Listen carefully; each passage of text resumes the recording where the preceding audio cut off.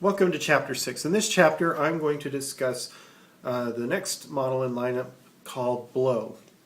Blow is something that I devised to demonstrate some of the fun things that you can do with the effect known as Pitcher, which is unique as far as I know to the Kurzweil instruments that feature KDFX.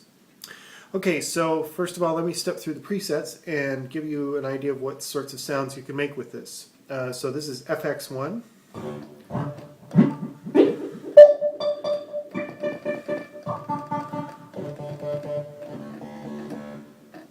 Okay, this is synth 1. Synth 2. Synth 3.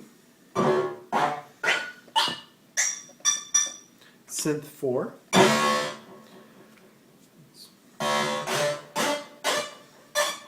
Synth 5. Synth 6. Synth 7. Synth 8. And Synth 9.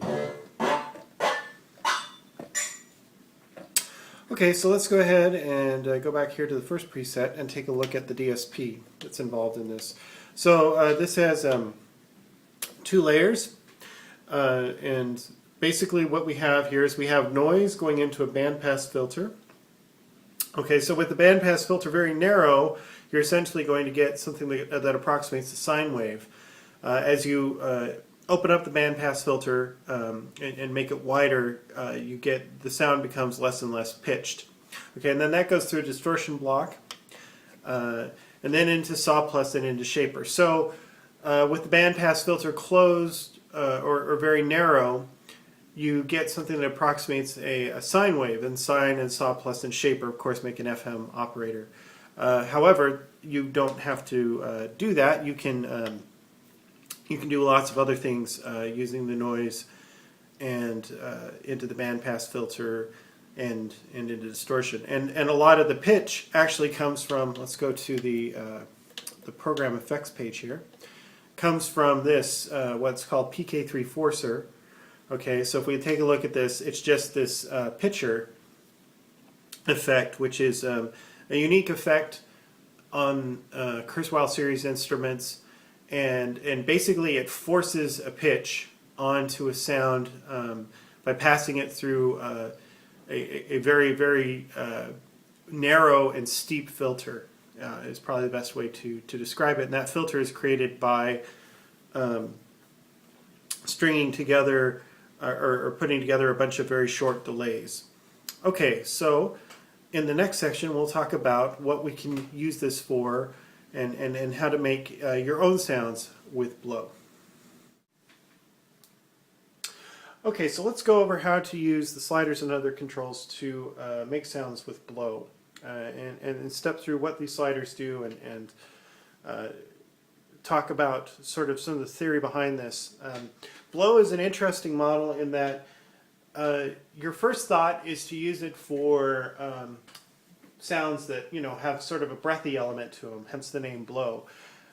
Because of the way Pitcher works, however, you can do a lot more kind of interesting stuff that's very much outside the box with Blow, and I want to show hopefully at least some of that in this particular video. So let's first of all start with slider A. So slider A controls the frequency of the bandpass filter, and slider B controls the width. So we'll initialize our sliders here. I'm just going to take them one by one, and the SW button isn't programmed for anything in this particular model, and we'll put the mod wheel all the way down. Okay, so this is the basic sound that you get out of Blow when all the sliders are initialized. So let's go ahead and start playing with stuff here. We'll start, like I said, with slider A with the bandpass frequency, so let me sweep that. And let's open up the width a little bit. We'll open it up a little bit more.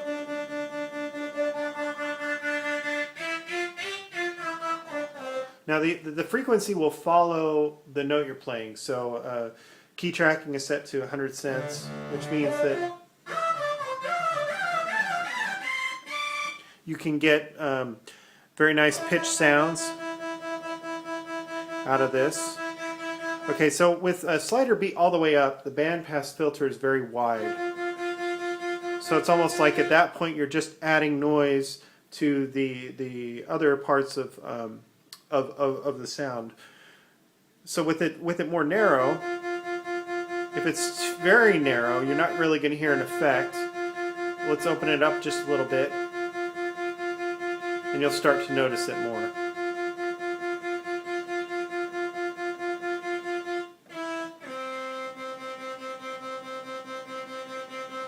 As we play with it. And this is obviously going to interact with some of the other things that are going on. For instance, distortion level. Okay, so let's put this about here and here, and then let's raise the distortion. You hear that as that cuts in?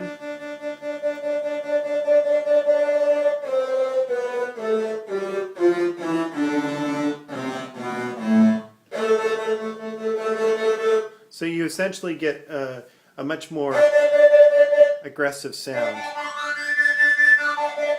So slider C serves to emphasize basically the bandpass and noise combination. As being distortion, it's going to add lots of gain to the signal, but it's also going to add some harmonics to the signal.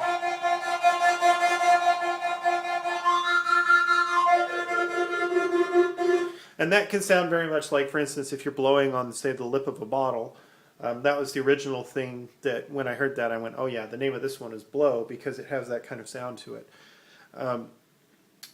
And I'll show you that this can be, you can do some other fun things with that as well. So let's go ahead and talk about slider D. Slider D is our saw plus pitch. So let me go ahead and with a fair amount of that fundamental tone in there, let's mess with slider D. Okay, let's back it off just a little bit.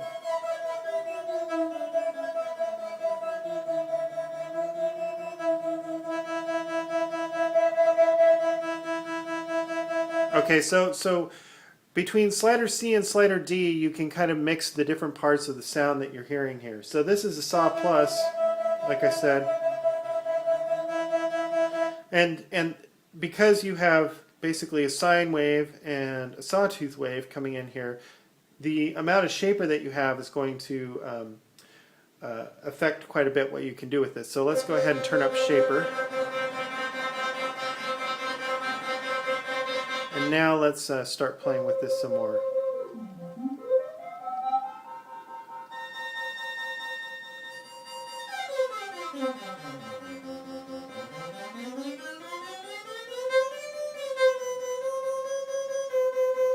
Now at this point, for instance, this kind of a sound.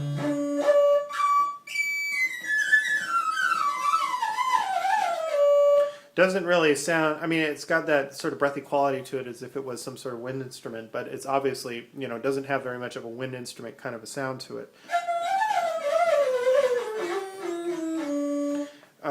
And so that's between the way that all of these things interact, you can get some really kind of unique sounds. Now let me show you something fun with playing technique.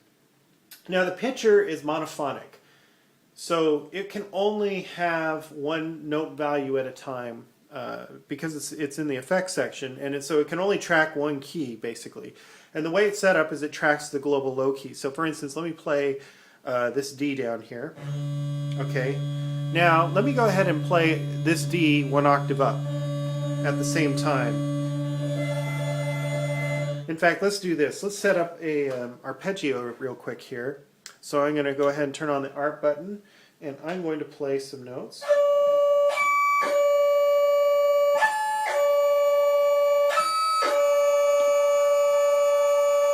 Okay, so let's see here. Let's try that again. Let's go... There we go. Put it kind of slowish. Turn down the volume just a tad. I have to try to remember not to flip you guys off in these videos. I noticed that the stills that YouTube automatically picked for one of the videos, it looks like I'm flipping everybody off. I'm sorry about that. I'm not. I like you guys. Okay, so let's go ahead and latch that. So now let me start playing notes down here. So I have an arpeggiated sequence going on up near the top of the keyboard.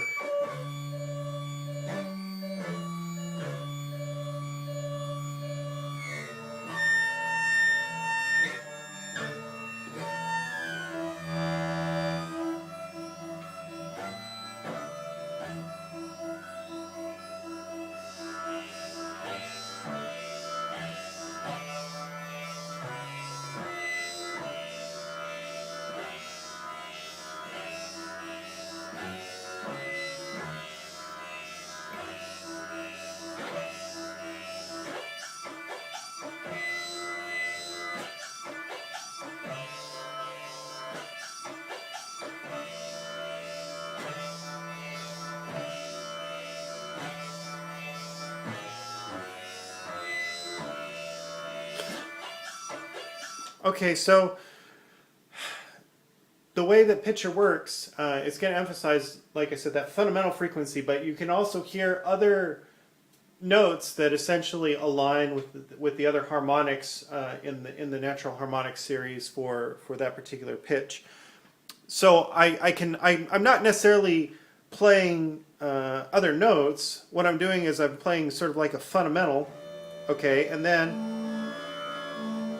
by playing elsewhere on the keyboard, I'm emphasizing sort of like different tonal elements of that fundamental, which is really cool because again, that's not something that any other keyboard, as far as I know, could do. To where you can play with, so it's almost like you're playing within the harmonic series, and as you pass different harmonics, like I'm going to do, let me just do a wipe right now. I'm going to hold down D.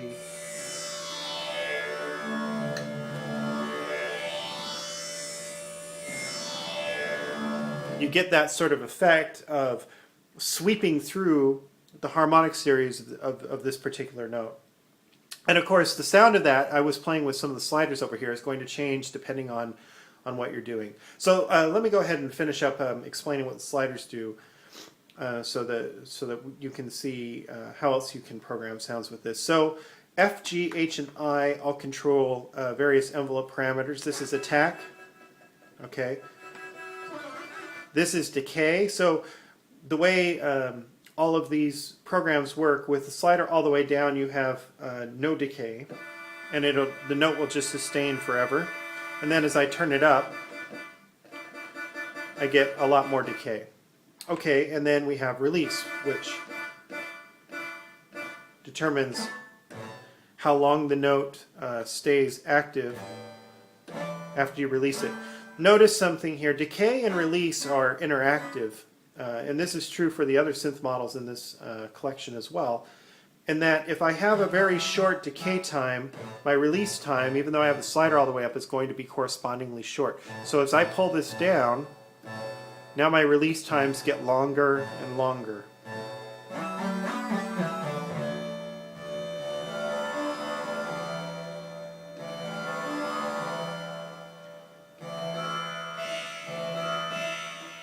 Okay, so that can be useful for lots of interesting effects. I feel like a lot of what Blow can do is almost very 80s sounding, but it's not retro because it's not imitating something that was done in the 80s. It just kind of has that feel to it, which I think is really cool because it's sort of retro, but at the same time it's not retro at all. And in fact, nothing in the 80s could really do a sound like that.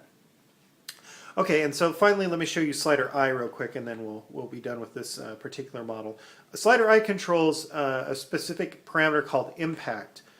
And impact, what that does is that adds to the very first couple of milliseconds of any sound basically to the attack section. It adds emphasis by increasing the level of the sound just in those first couple of milliseconds. So let me raise this real quick.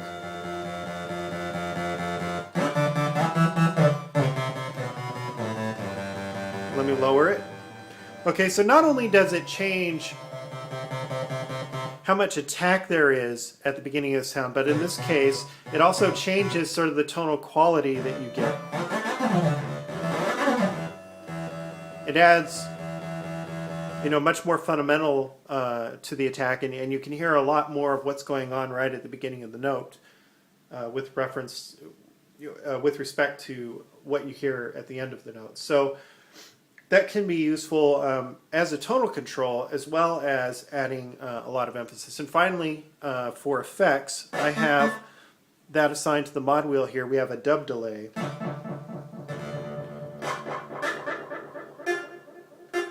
And that's tempo locked, so in combination with the arpeggiator, for instance, you can get all sorts of fun sounds. So let's do this again.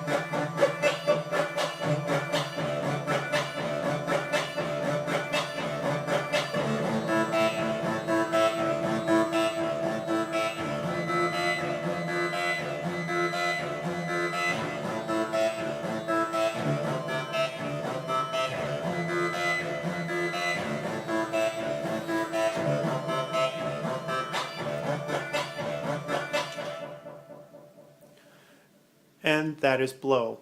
In Chapter 7, we will go over the next synth model, which is called FAM.